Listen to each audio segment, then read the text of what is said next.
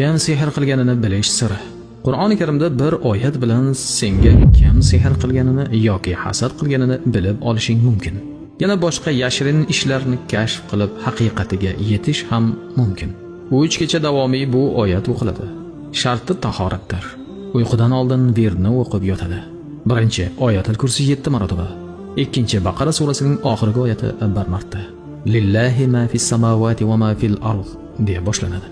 Uchinchi ushbu A'rof surasining 7-oyati 70 marotaba o'qiladi. A'udhu billahi minash shaytonir rojim. Bismillahir rohmanir rohim. Falanaqussanna alayhim bi'ilmin va ma kunna g'oibin. Ma'nosi: ba'zi ularga ilmiy ravishda qissa qilib beramiz. Holbuki biz g'oyib bo'lmagan edik. 4-chi salovat aytadi. Shundan so'ng o'ng tomoni bilan qiblaga yuzlanib uyquga ketadi. Allohning izni bilan bu oyatga bergan hikmati ila tushida kim unga sehr yoki hasad qilganini ko'radi. Boshqa yashirin ishlardan ham xabardor bo'lish mumkin.